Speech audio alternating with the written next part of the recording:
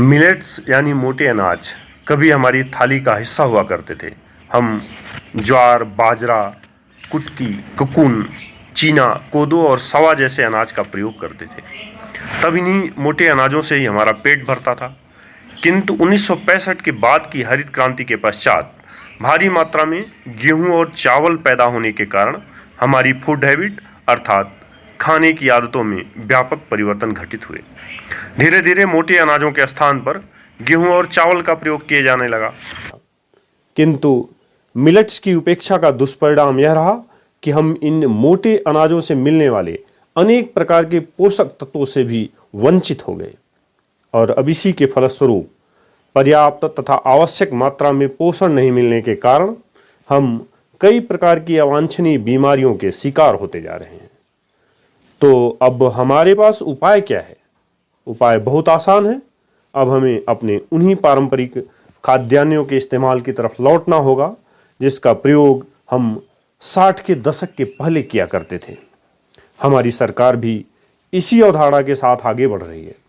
इन मोटे अनाजों के प्रयोग को प्रोत्साहित करने के लिए भारत सरकार ने वर्ष 2018 को नेशनल ईयर ऑफ मिलेट्स के रूप में अनुमोदित किया था और भारत के ही प्रयासों के फलस्वरूप यूनाइटेड नेशंस की जनरल असेंबली के 75वें सत्र में वर्तमान वर्ष अर्थात 2023 को इंटरनेशनल ईयर ऑफ मिलेट्स के रूप में घोषित किया गया है। संयुक्त राष्ट्र ने 2023 को इंटरनेशनल मिलेट ईयर घोषित किया है। इसी क्रम में भारतीय सेना के साथ ही साथ भारत सरकार के सभी विभागों को खाद्यान्न के रूप में मिलेट्स को बढ़ावा देने का निर्देश दिया गया है।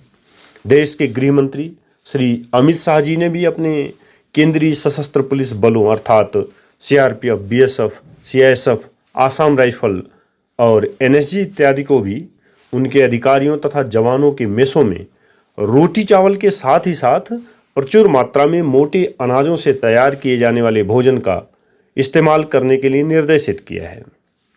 वास्तव में मिलेट्स हमारे लिए बहुत लाभकारी हैं, इसीलिए तो हम इन्हें सुपरफूड कह रहे हैं।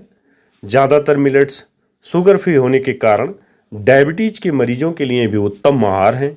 यह ग्लूटेन फ्री होते हैं और इनमें फैट की मात्रा भी कम होती है। मिलेट्स में फाइबर होने के कारण यह सुपाच्य भी होते हैं। यह एंटी टॉक्सिक भी होते हैं जिससे रक्त की शुद्धता बनी रहती है। यह हमारे कोलेस्ट्रॉल लेवल को कम करते हैं। इसमें हाई मैग्नीशियम कंटेंट होने के कारण यह हमारे ब्लड प्रेशर को भी नॉर्मल रखते हैं, जिसकी वजह से यह हार्ट अटैक से भी सुरक्षा प्रदान करते हैं। मिलेट्स में मौजूद फाइटोकेमिकल्स एंटी इन्फ्लेमेटरी होता है जो इन्फ्लेमेशन को कम करता है और जिसकी वजह से घाव भरने में आसानी होती है। मिलेट्स के बारे में भारत के प्रधानमंत्री श्री नरेंद्र मोदी जी ने भी कहा था कि ज्यादातर मिलेट्स को उगाना आसान होता है, इसमें खर्च भी बहुत कम होता है और दूसरी फसलों की तुलना में ये जल्दी तैयार भी हो जाता है।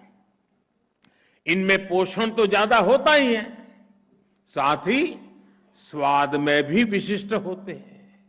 हाई फाइबर वाले इन फूड्स को शरीर और सेहत के लिए बहुत फायदेमंद माना गया है। इनसे लाइफस्टाइल रिलेटेड बीमारियों को रोकने में बड़ी मदद मिलती है। वास्तव में मिलेट्स हमारे लिए बहुत ही उपयोगी हैं। अपने भोजन में भी हम मिलेट्स का इस्तेमाल करके बहुत सारी बीमारियों से मुक्त हो सकते हैं। मिलेट्स से भोजन बनाना कोई कठिन कार्य नहीं है। हम मिलेट्स को चावल के स्थान पर उबाल कर खा सकते हैं। इसके अलावा इसे गेहूं के आटे में भी मिलाकर इस्तेमाल किया जा सकता है।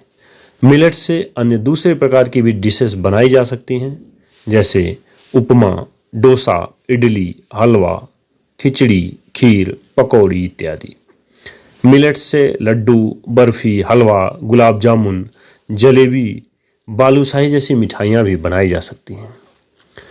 तो आइए अब लौटते हैं उन्हीं पारंपरिक खाद्यान्नों की तरफ, क्योंकि स्वास्थ्य से ही जीवन है और जीवन के लिए सबसे जरूरी है उत्तम आहार। क्योंकि भारतीय संस्कृति भी सभी के सुखी और निरोग रहने की कामना करती है। सर्वे भवन्तु सुखिनः, सर्वे सन्तु निरामया, सर्वे भद्राणि पश्यन्तु मां कश्चित् दुःख भाग् भवेत्। जय हिंद, जय भारत।